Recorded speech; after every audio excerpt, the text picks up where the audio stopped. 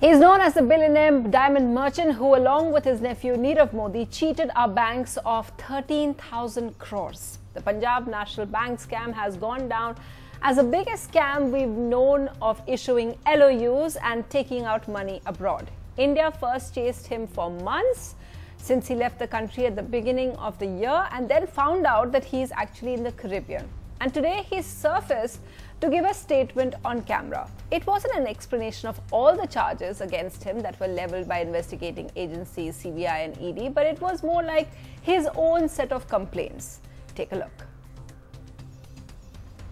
All the allegations leveled by the ED are false and baseless. They have attached my properties illegally without there being any basis of the same. The passport authorities revoked my passport altogether, in view of which I was immobilized on 16 February. I received an email from the passport office which said that my passport has been suspended due to reasons of security threat to India on 20th February. I sent an email to the regional passport office, Mumbai, requesting them to revoke the suspension of my passport. However, I did not receive any reply from the regional passport office. Further, the regional passport office did not give any explanation as to why my passport has been suspended and how I was a security threat to the India. Hence, as my passport was suspended, there was no question of surrendering the same. So all those claims that he makes there. Now, to see a most wanted man emerge to speak is a novelty, really, especially if they're all the way across the world. So why did he do it? Well, Reality Check will explore that over the next half hour with our experts. But first, what are the people who are looking for him saying about this statement? Well, the Enforcement Directorate has countered all his claims on the video by saying that he held two passports simultaneously, that he was holding an Antiguan passport even when Indian passport wasn't revoked, and that Indian laws don't usually permit dual citizenship and it's illegal to hold two passports, and he can, if he really wants, he can come to India on the Antiguan passport, and if he can't do that, then they can also arrange emergency travel documents for him. So they're basically saying there's no reason for him to stay away because of passport. Now, one of the reasons for the timing may be the fact that he's been summoned by a Mumbai court on the 25th of this month so that he can be prosecuted for being an economic offender, and the state can seize all his assets even if they are abroad and evading prosecution. Also, a week ago, the Enforcement Directorate attached his properties in Kolkata and Mumbai, that's 15 flats and assets worth 1,200 crores. The Prevention of Money Laundering Act allows that, and they were going to seize further properties. But as Neeta Sharma found out, the agency was also putting pressure on all his relatives. NDTV has learned that it isn't just Nirav Modi that's got a red corner notice out on his name, but his family members too. Take Purvi Mehta, whom ED calls an accomplice in routing the money. She is Nirav's sister and Mehul Choksi's niece. Her house in London worth 75 crores has been attached. Then there's Mayank Mehta, Mehul's brother-in-law, and Purvi's husband, who's also shown by ED as an accomplice in the same. They say he helped siphoning off money through bogus companies, and his last location was Hong Kong. If that wasn't enough, Nirav Modi's stepbrother has also been made an accomplice by ED, saying he too received proceeds of crime. He, according to the agency, stays in the US. That's also where the other stepbrother, Nishal Modi, who has a Belgian passport just like Purvi, Nirav's sister. Not happy with just limiting it to close family, ED has also accused Nirav's cousin Mihir Bansali of running their US operations. He now faces a red corner notice. And finally, an associate, Aditya Nanavati, who runs their Hong Kong operations, has also been made an accused, dismissing Mehul Choksi's charge that he doesn't have a valid passport. ED says that he should travel on his Antiguan passport, which he had even before India cancelled his passport.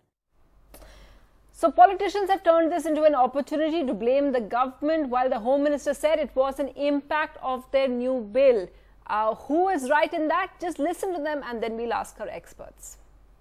इन भगोड़ों के खिलाफ सख्त कार्रवाई करने के लिए हमारी सरकार ने कानून बनाया है, फ्यूजिटिव इकोनॉमिक ऑफेंडर बिल जिसका नाम है। आप आश्वस्त रहिए, जो भी भगोड़े हैं उनके खिलाफ निश्चित रूप से हमारी सरकार कार्रवाई करेगी और कार्रवाई का सिलसिला जारी है। Why did the Prime Minister Shri Narendra Modi not raise the issue of Antigua's citizenship being granted to Mehul Choksi during his meeting with Antigua PM Gaston Brown in April 2018.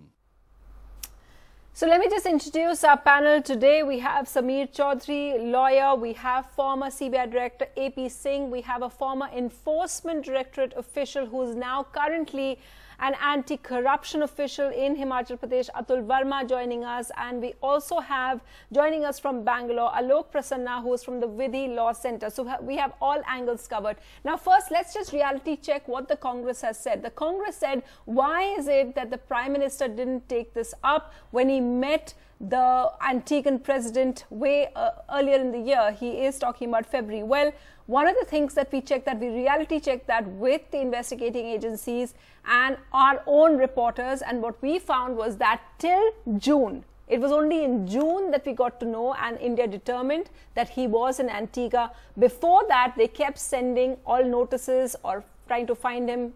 They thought he was in the US. So that's the reality about that particular claim. Now let's just talk about the other instances that we are bringing up as well. AP Singh, if I can start with you. One of the things that's being talked about right now, and you have as the head of CBI, you must have tried to prosecute many people who were evading the law by going abroad.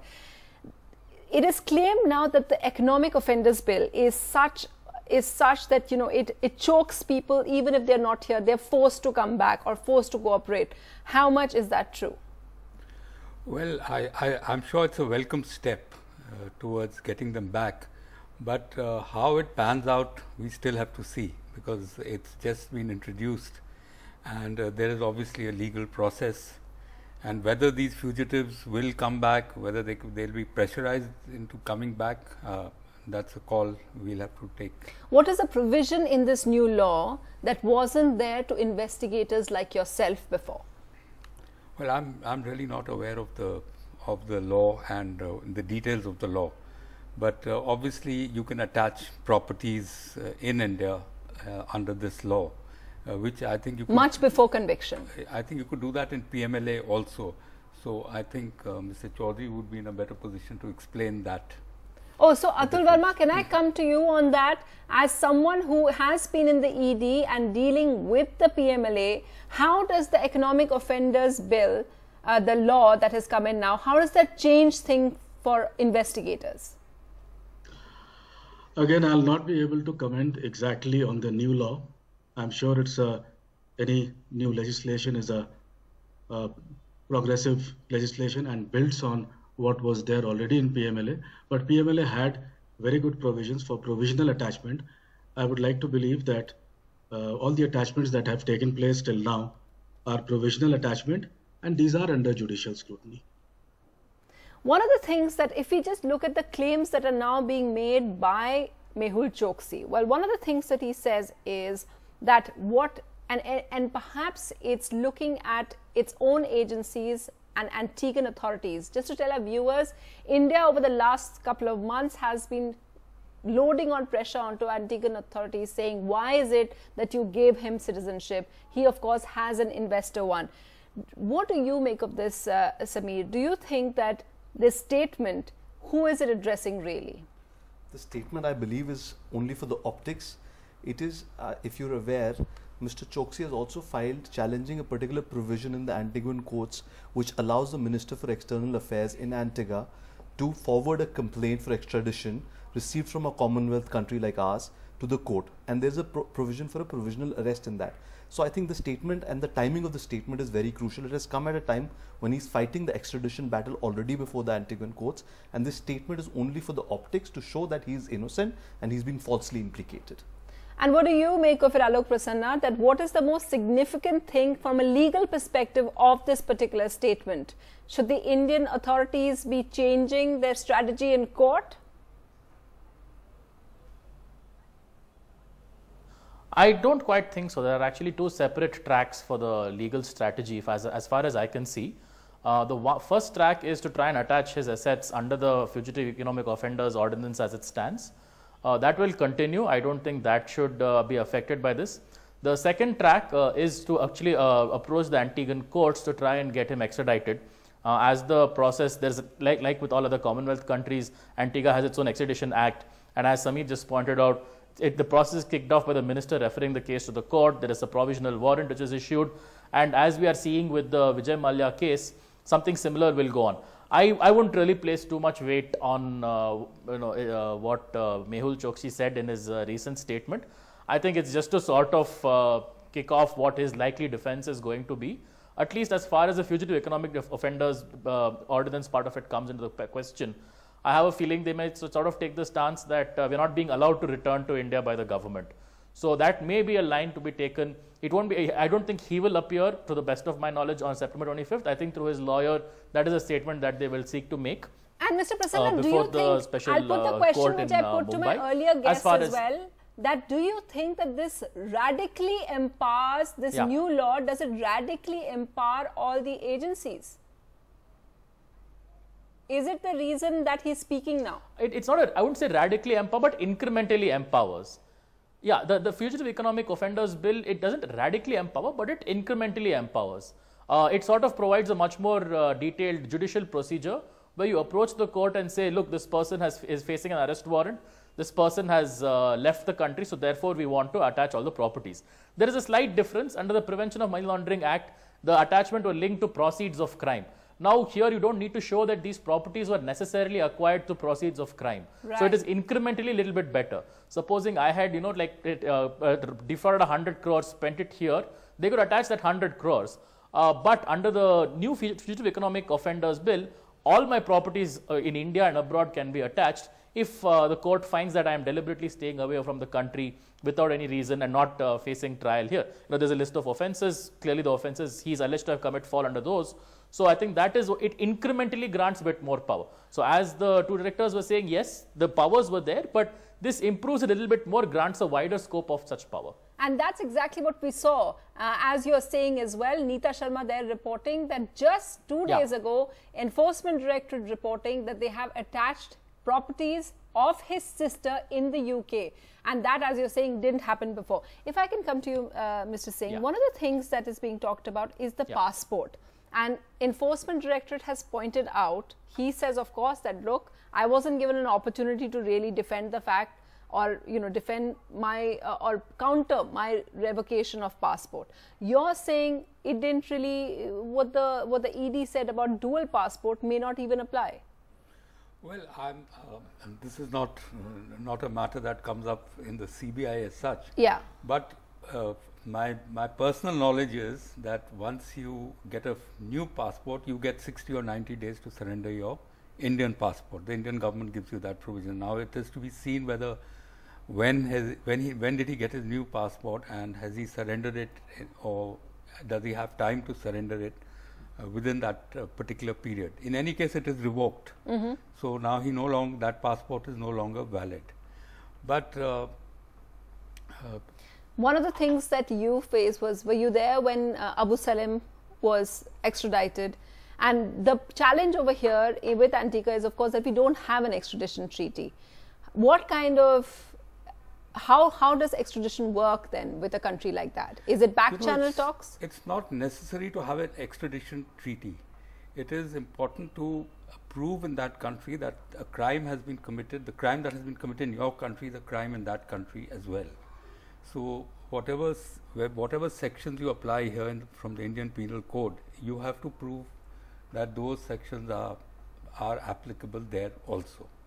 And there have been so many cases where we don't have extradition treaties, but the countries have extradited people or deported people. Now in this case, now he's an... For instance? I remember there was an Israeli drug lord, I'm talking about 2012 or 2011. Right. And he was wanted by the Goa police.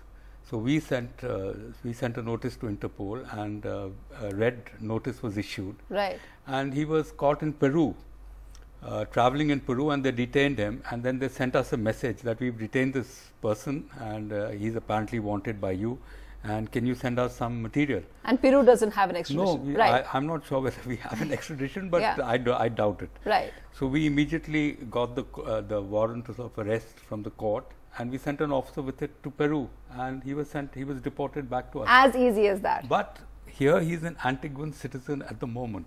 You see, so he has certain rights as an Antiguan citizen. So you will have to go through a due process of law in Antigua before you can get him back. And the other thing I would like to point out is that a red notice is still important, because with an Antiguan passport, he can travel to 140 countries. You can't stop him. Yeah. So a red notice, what it helps, as I just gave you that example of the drug lord, he can be detained in any country. No, so this is important that you bring it up. Why do you think, and perhaps Samir, you can answer that, why is it that the CBI has made a distinction over here? They've only got a diffusion notice against him and not a red corner notice. One of the charges that is being made consistently by the opposition is that they are going easy on him. What's unclear is why is there a diffusion notice and not a red corner notice? It is surprising for me as well, because a red corner notice is one of the first steps that you would take for somebody who's not within the country, because that is something that will make you aware of his antecedents. Your location will be known of the person, and it's obviously easier to move appropriately for extradition, and other steps can be taken. Right. And another thing which is important is, in a diffusion notice, the provisional arrest may not be applicable. Yeah, that's what. They just have to inform the country. Yeah. Can I come in Yes, there? of course. Okay, so this red notice is very important. Yeah. So that they can at least detain a person, and we also have knowledge about where he is. So that is, and I do not think that the CBI has not asked for a red notice to be issued. It is the Interpol which is going through the process. Yes. Earlier, if we wrote to the Interpol for a red notice, they would issue it. You had a carte blanche. That's right. Yeah, yeah. But now things have changed. Well, they have issued red corner notices against the other family members. No, but they must have gone through. They must have examined what the Indian government has sent, and then they have taken a decision. Now, in this case, it has been contested. That's right. Okay, that's an important point. So till they sort it out, they have not issued it, and probably they will issue it ultimately. So Atul Verma, if I just point out, if you bring up that graphics right now on if we talk about if they are acting tough enough, we've just had a clarification on the red corner notice and the diffusion notice right now. If you bring up what the government has done till now in chasing Mehul Choksi, we've heard his claims. What has the government done? Well, the government has, first of all, they cancelled his passport. They got this diffusion notice from Interpol. They filed the charge sheet soon. Enforcement Directorate also filed the charge sheet. Then they moved charges of anti-money laundering court against him. They also have moved to declare him an economic offender. As an ED officer, Atul Verma, a former ED officer, is there anything more that we can do to corner him? Personally, I would imagine that things have moved pretty fast, and it's not so easy to collect all the evidence presented in a presentable form, in a form which can be acted upon. And I'm assuming that a lot of his properties have already been provisionally attached. There is a due process. It will go to the adjudicating authority, and they'll get confirmed. They can be contested there. So personally, I feel that a lot has been done from investigating agencies' point of view. Okay, so that's another reality check over there, because we have the opposition pointing out constantly that not enough is being done, but you hear it from the former CBI officer that the confusion about the diffusion and the red corner notice, also clarification on whether they're doing enough or not. If you look at what he has said, Mr. Prasanna, and we were talking about this before as well, that who is he, what does he achieve by giving out this statement now? We've seen in the past all of these people who have moved abroad in the recent past, they've used social media or they've given out their statements, and in this particular case we see him releasing a statement to the media. What does that achieve? Very preliminarily, a quick point. Even though India does not have a treaty per se with Antigua and Barbuda, both are Commonwealth countries, so therefore there are arrangements as between Commonwealth countries for extradition. So I just wanted to get that out of the way. It's not necessary, as Mr. Singh pointed out, to have a direct treaty. And in any case, in this case, as both Commonwealth countries, that arrangement is taken care of. But coming back to what is the point of this exercise, it's hard to speculate. As I pointed out, this may be sort of setting the ground for a possible defense that they might take. Again, I'm speculating, I'm not privy to their legal strategy. that, in the court, in the special court in Mumbai, they might say we are being prevented from coming back from India. So therefore, there is no willful refusal to come back to India. So I think that may be the basis of the defense which is going to be taken at least by Mehul Choksi in the special court in Bombay as regards the fugitive economic offenders. As I said, incrementally it does increase the scope of this thing. So they're probably looking at a large scale seizure of assets. So you want to try and delay that. I also suspect that at some point the fugitive economic offenders ordinance might be challenged in the Supreme Court itself, or in the Bombay High Court for that matter. I do think that they might raise grounds of constitutional law, suggesting perhaps fundamental rights violations. So they might be using this as a way to prepare the ground to sort of put out the statements and to sort of build a little bit of a narrative about the problematic parts that they think are there in this particular law. So I foresee a possible third track to the legal strategy, which is to challenge the fugitive economic offenders ordinance itself. So the human rights violation thing, we've seen Vijay Mallya use that. In fact, his hearing is tomorrow. We've seen a lot of other international offenders use that. And now when he says, when we hear Mehul Choksi say that, I wrote to them, they cancelled it without even hearing my part, does that play a significant role in courts abroad? Yeah, especially in European courts, in the English courts, it plays a very important part. They're very conscious of human rights, and they do not want to send anybody to a country where they think that his rights are not safeguarded, or at least that they haven't got full assurance. Yeah. And one example is Abu Salem, they got back. I mean, we got him back. But even after that, the Portuguese Supreme Court has been following it up and monitoring. Constantly. Yeah, even now they're monitoring it, that because he keeps writing to them that my human rights are being abused and I should be sent back. And the case of Kim Davies, I had mentioned earlier also on this channel, that he himself admitted in court that I dropped bombs in Purulia. But I don't want to go back because there's a Marxist government in West Bengal, and they will kill me. And that worked. And it worked. And he got witnesses. He got Peter Bleach, who's another accused who was there for 7 years in a West Bengal jail, who gave horrific details about the conditions in the jail. And there's so many examples in Indian jails. I love the Israel drug lord story. The fact that Mehul Choksi is very rich, that he got basically this Antiguan citizenship by, he bought it because it's an investor citizenship. Does that make his case very different from the drug lords? Yeah, because that was a deportation case. He happened to be traveling in Peru and they detained him. Here he's an Antiguan citizen, so he has full rights, access to the Antiguan law. And that he's an influential businessman? I don't think that would matter, but the due process of law will have to be followed. Yeah. Okay. And there's no high profile person like that of an precedence of a high profile person being brought back, apart from Abu Salem, under extradition? No, I'm sure there are. I mean, there would be certain Sikh terrorists, but these are countries like Dubai. US is pretty strict. Right. They do extradite people, but Europe, no. Yes, sir. Europe, no. Anybody from the Caribbean? EU countries, and I can't. Okay. Final word, Atul Verma. As what next step can the ED take, or should they take? Would you say? The ED would primarily be interested in locating wherever the money has flown from his basically proceeds of crime, and it could have flown abroad. It could have flown through many of the relatives. They can make all of them accused. They can locate those properties and attach as much as possible. Of course, these will be provisional attachment, subject to confirmation by adjudicating authority, and finally confiscated once he is convicted.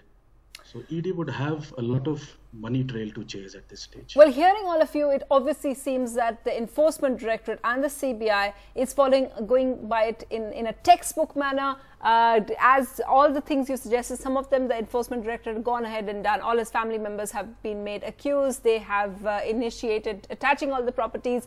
And we still wait and see whether on 25th of September they make an appearance. Perhaps it's safe to bet that he probably won't. We probably may hear more interviews and statements from there. And of course, as I thank all my guests today, a reminder that on Wednesday is the last hearing also of Vijay Mallya. So everything you heard today, it also applies to that case as well. That's it on Reality Check. Thanks for watching. Goodbye.